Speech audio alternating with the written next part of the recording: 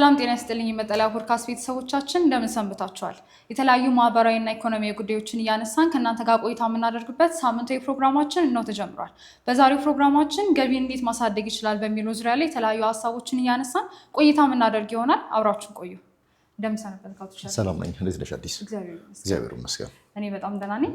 ለተመልካቾቻችን እንዳስተዋወቁት እንግዲህ ዛሬ የምናነሳው ርዕሰ ጉዳይ ገቢን እንዴት ማሳደግ ይችላል በሚለው ዙሪያ ነው። ከዛ በፊት ግን አንዳንድ ጥናታዊ ጽሁፎችን ከኛ ሀገር ውጭ የተሰሩ ጥናታዊ ጽሁፎችን ለመመልከት ሞክሬያለሁ እና እንደ መንደርደሪያ እንዲሆነን እሱን ሼር ባደረግ ደስ ይለኛል። ወደ 48% የሚሆኑ ተቀጣሪ ሰራተኞች ማለት ነው በሚቀጥሉት በ12 ወራት ውስጥ ስራቸውን ለመቀየር ያስባሉ ይላል ጥናቱ።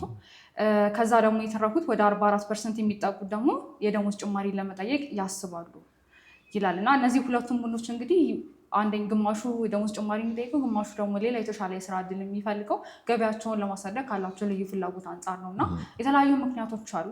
ግን በዋነኝነት አንድ ሰው ገቢ ማሳደግ አለብኝ ብሎ እንዲነሳ ምክንያት የሚሆነው ምን ምን ነገሮች ናቸው? በጣም ጥሩ። ያው በምክንያት ነው ይህንን ርዕስ ያነሳ ነው። ከኛም ሞዴል ጋር ከድርጅታችንም ጋር የሚገናኝም ሀሳብ ስላለው ማለት ነው። እኛም ከምንከተለው አካሄድ ወይም ስትራቴጂ ጋርም ቀጥታ የሆነ ግንኙነት ስላለው አንስተነዋል። አንቺ ቀጥታ ወደ ጠየቅሽው ጥያቄ ስመጣ የሰው ልጆች ገቢያቸውን መጨመር የሚፈልጉት ያው የጨመረ የተሻለ ያደገ ህይወት እንዲኖራቸው፣ መሰረታዊ ነገራቸው እንዲሟላ፣ ከመሰረታዊ ነገርም ያለፈ የቅንጦትም ህይወት ለመኖር ጭምር ነው። እንደ ሰው ይገባናል፣ እንመኘዋለን፣ ከሰራን ደግሞ እናገኘዋለን በሚል እሳቤ የሰው ልጆች ገቢያቸውን መጨመር ይፈልጋሉ።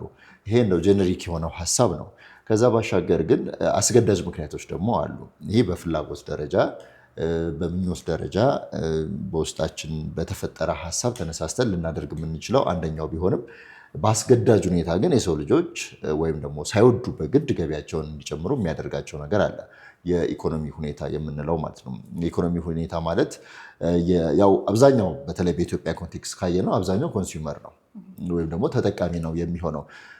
ወደ ገጠሩ ከሄድን አምራች ይኖራል፣ ግን ኮንሱም የሚያደርገው ደግሞ የፕሮሰስ የተደረጉ ፕሮዳክቶችን ደግሞ ይበዛል እና ስለዚህ ኮንሱመር ስለሆነ የሚበዛው፣ ኮንሱመር ማለት ገዢ ነው የሚበዛው፣ ስለዚህ ሻጭ አለ።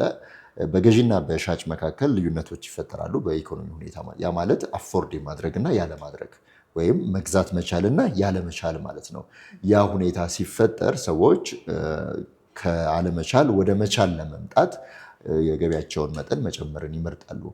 ለምሳሌ በወር የሚያገኙት 10,000 ወይ 15,000 ብር ገቢ ሆኖ ከወር እስከ ወር በመሰረታዊ ደረጃ ለመኖር የሚጠበቅባቸው 25 እና 30 ሺህ ብር የሚሆን ከሆነ የእነሱ ገቢ ከዛ ጋር እንዲመጣጠን ብዙ ኦፕሽኖችን ይጠቀማሉ። የመጀመሪያው ያው ሁላችንም እንደምናደርገው እርካሽ በሚባሉት ነገሮች ወይም ደግሞ ኢዝሊ ጀስት ለመኖር በሚሆኑት ነገሮች መኖር ነው። ይሄ ግን አይቀጥልም። ሳይኮሎጂካሊ የሚጎጂ ነው። ሌላም ነገር የራሱ ጉዳቶች ይኖሩታል። ስለዚህ ያለውን ገቢ ከገበያው ጋር ለማመጣጠን ቅድም የጠቀሻቸውን አማራጮች ይጠቀማል። ደሞዝ እንዲጨምርለት ሊጠይቅ ይችላል፣ ስራ ሊቀይር ይችላል፣ ተጨማሪ ሌላ ሳይድ ሃስሎችን ሊፈጥር ይችላል ማለት ነው እና በእንደዚህ አይነት የውስጥና የውጭ አስገዳጅ ምክንያቶች የሰው ልጆች ገቢያቸውን ለመጨመር ያስባሉ። ኦፍኮርስ እኛም እንደምናስበው ማለት ነው። እንግዲህ የተለያዩ መፍትሄዎችን ሲወስዱ ይመለከታል የሀገራችን ህዝቦችም እንደ ዓለም ማለት ነው እና መጀመሪያ እንግዲህ ከዓለም እንምጣ። ያደጉት ሀገራት እንዴት ነው እነዚህን ችግሮች ሶልቭ ያደረጉት? ያው በተደጋጋሚ ሲባል እንደምንሰማው 16 ሰዓት ሰርቶ ይባላል። ያ ማለት ብዙ ስራ ብዙ ሰዓት ሰርተው ያላቸውን የሰው ኃይል ወጣቱን በተለይ ማለት ነው አምራች አድርገው፣ አምራች መሆን ማለት ለሀገር ኢኮኖሚ ምን ያክል ጥቅም እንዳለው የምንረዳው ይመስለኛል። ምክንያቱም ኮንሱመር በሆንን ልክ አውጪ ነን ማለት ከፋይ ነን፣ ገዢ ነን ማለት ነው እና የአንድ ሀገር ኢኮኖሚ ጠንካራ ነው የሚባለው ከምትገዛው ይልቅ የምትሸጠው ሲበዛ ሲበረታ አይደለ? ያው ሀገር ማለት ህዝብ ነው እንግዲህ ኮሌክቲቭ። ከዛ አኳያ ፖፑሌሽኑ ስራ እንዲኖረው ደግሞ ሲደረግ ያ ስራው አምራች እንዲያደርገው የሀገሪቷ ኢኮኖሚ ሲጠነክር እሱም እዛ ውስጥ እግረ መንገድ ተያይዞ ይጠነክራል። በእንዲህ አይነት መንገዶች ነው እንግዲህ ያለፉት። የተለያዩ ኤጆችን አልፈዋል አይደል እንዴ? የኢንዱስትሪ ዘመን፣ የእንትን ዘመን ተብሎ ደግሞ ዛሬ የዲጂታሉ ዓለም ላይ ነን። ከዲጂታሉም ደግሞ ሞር ወደ ኤአይ ያደላው ማለት ነውና ከወቅቱ ጋር የሚሄድ ነገር ወቅቱን የመሰለ ነገር ግን ብዙሃንን ያሳተፈ መንገድ በመከተል አሸንፈውታል ያንን። ሌላኛው በተለይ ከቅርብ ጊዜ ወዲህ ደግሞ የመጣው ወጣቶች ሰራተኛ እንዲሆኑ ኢኮኖሚያቸውን እንዲያሳድጉ ሲሰራበት የነበረው ደግሞ ጊግ ኢኮኖሚ የሚባለው የግድ አንድ ተቋም ስር መግባት የለበትም፣ የግድ ቢሮ መሄድ የለበትም፣ ባለበት ቦታ ሆኖ መስራት እንዲችል ማለት ነው። እዚህም ሀገር በማስተርካርድ ፋውንዴሽን በኩል የተጀመሩ ስራዎች እንዳሉ አውቃለሁ። እንደ ፍሪላንስ አይነት የጊግ ኢኮኖሚ የሚባለው ያ ኮንሰፕት አይደለ? በእንደዚህ አይነት መንገድ ወጣቱ ባለበት ቦታ ሆኖ እንዲታትር እንዲሰራና በርካታ ከወጣትም አልፎ ደግሞ እንደው ለህፃን የቀረቡ ልጆች ሚሊዮነር እየሆኑ እያየን ያለ ነው በእኛም ሀገር ማለት ነውና በእንደዚህ አይነት መንገድ ነው። ምክንያቱም ድሮ በኢንዱስትሪ ኤጅ ወይም በዛ ዘመን ግዴታ የሆነ ጥላ ስር መሆን መቻል አለባቸው። ሌበሩም ደግሞ ይበዛል ወይም ስኪል ፐርሰኑ ይበዛል እና ያን ያለው ሃርድ ስኪል ነው። አሁን ግን ባለንበት ሁኔታ ሶፍት ስኪሉ ነው ሞር ጎልቶ የወጣው። እሱም ደግሞ ቅድም ባልኩት መንገድ ሰው ባለበት ቦታ ሆኖ መስራት እንዲችል፣ ነገር ግን ሲሰበሰብ ወደ አንድ ሲመጣ የሀገሪቷንም ኢኮኖሚ የፖፑሌሽኑንም ኢኮኖሚ ማሳደግ የሚችል ነገር ነውና ከረንትሊ ጊግ ኢኮኖሚ ጥሩ ይመስለኛል ከማየውም ከምሰማውም ማለት ነው። እንደዚሁም ወደኛም ሀገር ስንመጣ ያው በተወሰነ መንገድ ተጀማምሯል። ከተማው ላይ ብዙ ነገሮች እያየን ያለ ነው። ወጣቱ በተለያየ መንገድ የራሱን ስራ እየፈጠረ ነው ያለው። እንግዲህ ያደጉትን ሀገራት ያነሳሁበት ዋናው ምክንያት ጥሩ ነገር ሲገኝ ከእነሱ መውሰድ አለብን ብዬ ስለማምን። ውድ ተመልካቾቻችን ውይይታችን በዚሁ አላበቃም። ካፍታ ቆይታ በኋላ እንመለሳለን። አብራችሁን ቆዩ።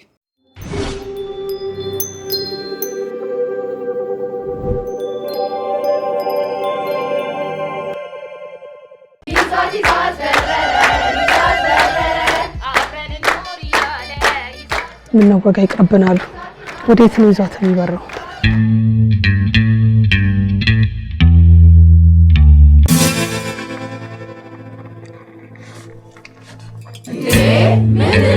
አረ ለመግለጽ በጣም ከባድ ነው፣ ለማግኘት ግን በጣም ቀላል ነው።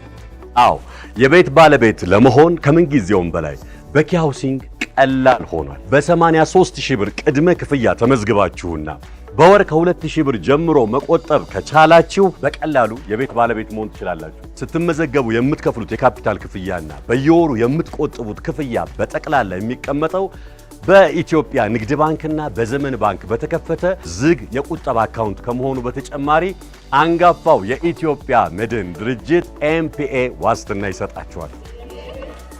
እንዴ ሳርጉስ ዛሬ ነገ ሳይሉ ሲመዘገቡ ኪ ሃውሲንግ ቀላል ነው።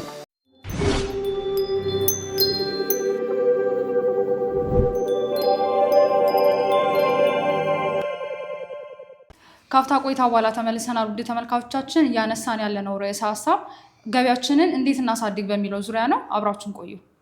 እሺ ጥናታዊ ጽሑፎችን ተመለከትን። ዋናው መነሻው ምክንያት ምንድን ነው አለን። እኔም እንደውም ስመለከት ለምሳሌ ትምህርታቸውን የጨረሱ ወጣቶች አብዛኛው ፐርሰንት ወጣት ስለሆነ ወጣቶች ያልኩት በሀገራችን ማለት ነው እና ትምህርታቸውን የጨረሱ ወጣቶች ከመቀጠር ይልቅ የራሳቸውን የግል ቢዝነስ ቢጀምሩ የተለያዩ ቅድም ሜንሽን ያደረጋቸውን ብዙ የስራ እድሎችን ቢሞክሩ ይቀላቸዋል። እንዳልከው ነው ላይክ ጠንክሮ ከመስራት ይልቅ ስማርት በሆነ ኢንካምን ጀነሬት ማድረግ በዚህ ሰዓት አዋጭ ሆኖ እየታየ ነው እና ወደ ኪ ሃውሲንግ እንምጣ። እንግዲህ ኪ ሃውሲንግ ፋይናንስ ሶሉሽን ነው የሚለው ስሙ እና ሶሉሽን ሲል መፍትሄን ነው የሚሰጠን እና እንግዲህ ይሄ ከፋይናንስ ጋር ተያይዞ ያሉ የደንበኞቹን ማንኛውም ኢሹ ሶልቭ ለማድረግ የተነሳ ወይም ደግሞ የተቋቋመ ተቋም ከመሆኑም አንጻር ይህን ችግር ለመፍታት እንግዲህ የኪ አፊሊየት ፕሮግራም ከዚህ በፊትም አንስተነዋል፣ ግን ምናልባት ላላደመጡን ተመልካቾቻችን የኪ አፊሊየት ፕሮግራም ተዘርግቷል፣ እየተሰራበት ያለ ነገር ነው እና ስለሱ እስኪ አንዳንድ ነገር በለን። በጣም ጥሩ። ካፕ የምንለው ወይም ኪ አፊሊየት ፕሮግራም የሚባለው እንደ ማርኬቲንግ ስትራቴጂ የምንጠቀመው ስትራቴጂ ነው። ከማርኬቲንግ ስትራቴጂነቱ በላይ ግን ቅድም ላልነው ሀሳብ በጣም ይረዳናል። ያው ቅድም ያነሳ ነው ማለት ይሄ ሰዎች ባሉበት ቦታ ሆነው በመስራት ተከፋይ መሆን የሚችሉበት ማለት ነው። ሁሉም ዜጋ የድርጅት ባለቤት መሆን አይጠበቅበትም። ልሁንም ቢል ላይችል ይችላል። ግን ለአንድ ድርጅት 40 ነገር የሚያስፈልግ ከሆነ 40 አቅራቢዎች ግን መሆን ይችላሉ። ጀስት አንድ ብሎን ብቻ በማቅረብ ኤክስፐርት ቢሆን እዛ ነገር ላይ ሞር ራሱን ቢያጎለብት ሙላትም ይሆናል፣ ሲጠፋም ደግሞ ጉለትም ይሆናል ለዛ ነገር ማለት ነው። ለሙሉ ከመልፋት ወይም ደግሞ ለሙሉ ከመሮጥ ለአንዷ በመጀመር ወደ ትልቁ መምጣት ይቻላል የሚል ሳቢ አለኝ፣ ወይ ደግሞ በትንሹ በመጀመር ማለት ነውና ኪም ይሄንን ሲያስብ ብዙ ማርኬቲንግ መንገዶችን ይከተላል፣ ግን በዋናነት እዚህ ላይ ያተኩራልና ለዚህም ሲያደርግ አንድ ሰው የሚያደርጋት አስተዋጽኦ ሲባዛ በ2 ሲባዛ በ10 ሲባዛ በ100 ሲባዛ በ1000 በ100,000 እያለ ትልቅ ተጽዕኖ ይፈጥራል በሚል ስራውም ላይ ሞዴሉም ላይ ተመዝጋቢውም ላይ ኢኮኖሚውም ላይ ይህንን ስትራቴጂ መርጠን እየሰራን ነው የምንገኘው። በኪ አፊሊየት ፕሮግራም ተጠቃሚ የሚሆኑት የመጀመሪያዎቹ ራሳቸው ተመዝጋቢዎች ናቸው። ተመዝጋቢዎቹ ተጠቃሚ የሚሆኑበት መንገድ ምንድነው? እዚሁ የኪ ሞዴል ውስጥ የሚንቀሳቀስ ገንዘብ ይኖራል፣ የማይወጣ ማለት ነው። የማይወጣ ማለት ምን ማለት ነው? ከተመዘገበ በኋላ በየወሩ ከ2,000 ብር ጀምሮ መቆጠብ ይኖርበታል። ያንን ቁጠባ በሌላ ስራ ወይም ደግሞ ከደሞዙ ወይም ከሌላ መንገድ ከሚያገኘው ከሚያመጣው ይልቅ እዚሁ ባገኘው እድል ሰርቶ ቢያመጣው አንደኛ ተጨማሪ ስራ ነው፣ እንደ ስራውን ካየ ነው። ሁለተኛ ከዚህ ስራ ሰርቶ የሚያገኘውን ደግሞ ወርሃዊ ቁጠባውን እዛው መልሶ ቢከፍል የቤት ባለቤት የመሆን እድሉም ስላለው የተመዘገበውም ለዛ ስለሆነ ስራም አለው የቤት ባለቤት የሚሆንበትን መንገድ እየሄደበት ነው ያለውና የጠነከረ የኪ ቤተሰብ ኢኮኖሚም ደግሞ ይኖራል ማለት ነው። ገንዘብ ባለበት ከተሽከረከረ የተሻለ ኢኮኖሚ ይፈጠራል። ያ ማለት አቅም ይኖራል ማለት ነውና ያንን በማሰብ ነው ኪ አፊሊየት ፕሮግራም ነው ያመጣ ነው። እንደ ስትራቴጂ ካየ ነው ቆንጆ ስትራቴጂ ነው። እንደ ባህል ደግሞ ካየ ነው በእኛ ሀገር ባህል አንድን ጥሩ ነገር ከሰሙ ካዩ በኋላ ለሌላው መናገር የተለመደ ነው ያለ ነውና በዚህም በጣም በርካታ ሰዎች ናቸው እየተጠቀሙ ያሉት። በየወሩ ቁጥሩ እየጨመረ ነው የሚመጣው። እኛ ክፍያ በየ15 ቀኑ ነው እየከፈልን ያለ ነው። በቀን ውስጥ ከሚደወሉ ስልኮች ከሚመጡ ሰዎች አማካኝ ብንወስድ ከግማሽ በላይ የሚሆኑት በሰው የሚመጡና መረጃ የሚወስዱ የሚመዘገቡ ሰዎች ናቸው እዚህ ያሉትና ይሄ ለእኛ በጣም ትልቅ ነገር ነው። በጣም ትልቅ ነገር ነው። ለተለመደው የማርኬቲንግ መንገድ እናውጣ የነበረውን ወጪያችንን ለዚህ አድርገን ያ ወጪው መውጣቱ ካልቀረ ግን አባሎቻችን ይጥቀም በሚል እሳቤ ነው። ይህንንም የጊግ ኢኮኖሚ አካል ማድረግ እንችላለን። የዛ ፓርት ነው ማለት እንችላለን። በዚህም መነሳት በቅርቡ እኛው ስፖንሰር ያደረግነው ኪ ሃውሲንግ ስፖንሰር ያደረገው ለ5,000 ወጣቶች የምንሰጠው ስልጠና አለ። ይህ ስልጠና ከዲጂታል ማርኬቲንግ ጋር የተገናኘ ነው። ወጣቱ ዲጂታል ማርኬቲንግን ሰልጥኖ ዲጂታል ማርኬቲንግን ተምሮ ባለበት ቦታ ሆኖ እንዲሰራ ኪ ራሱ ስፖንሰር ያደረገው አንድ ፕሮግራም አለ። በቀጣይ ሳምንት ውስጥ የሚጀመር ማለት ነው። ይህን ያደረግንበት ምክንያት የመጀመሪያው ማህበራዊ ኃላፊነታችንን ለመወጣት ነው። እንደምናውቀው 12ኛ ክፍል ወደ ዩኒቨርሲቲ ተፈትነው ወደ ዩኒቨርሲቲ ያለፉ ያሉት ልጆች መጠን ወይም ደግሞ ተማሪዎች መጠን ይታወቅ ነው እንደ ሀገር። ስለዚህ ከ90% በላይ የሚሆነው ያለፈ አይደለም። ከዛ ውስጥ የተወሰነው ወደ ግል ኮሌጅ ቢሄድ፣ የተወሰነው ወደ ግሉ ዓለም ቢሄድ የሚቀረው ግን ቀላል ቁጥር ስላልሆነ በጣም በርካታ ሺዎች ስለሆኑ ከነሱ ውስጥ ቢያንስ እንደ ኪ ሀገራዊ ግዴታችን ኃላፊነታችን እንወጣ በሚል 5,000 ሰዎችን ከመላው የሀገሪቷ ክፍል ሰብስበን ባሉበት ቦታ ሆነው ዲጂታል ማርኬቲንግን በነፃ በእኛ ስፖንሰር አድራጊነት እንዲሰለጥኑ አድርገን ወደ ስራ እንዲሰማሩ እናደርግ ይሆናልና ይህም ከዚሁ ከኪ አፊሊየት ፕሮግራም ጋር ተያይዞ የሚነሳ ነው የሚሆነው ማለት ነው። በጣም ጥሩ። እንግዲህ ወደ ፕሮግራማችን ማገባደጃ እየተጠጋን ነው። የቀረ ሀሳብ ካለ ወይም ደግሞ ማስተላለፍ የምትፈልገው ካለ መጨረሻ ላይ የምለው አሁን ቅድም ያልኩትን የ5,000ዎቹን እነዚህ 5,000 ሰልጣኞች 12ኛ ክፍል ተማሪዎች ብቻም ላይሆኑ ይችላሉ። ቤት የተቀመጡ ስራ የሌላቸው፣ ከዛ በተጨማሪ ደግሞ ስራም ኖሯቸው ሌላ ተጨማሪ ስራ መስራት ፈልገው የዲጂታል ማርኬቲንግን ሀሳብ ግን መረዳት የሚፈልጉ መስራትም የሚፈልጉ ጭምር ሰዎችን ነውና እነዚህ 5,000ዎቹ ኦልሞስት አሁን ወደ 3,000 ገደማው ተመዝግበዋል። ያው ምዝገባው የሚከናወነው በእኛ አይደለም፣ በሚያሰለጥነው ተቋም በኩል ነው። የኛ ድርሻ ስፖንሰር ማድረግ ብቻ ነው ያንን ፕሮግራም እና መከታተል ነው።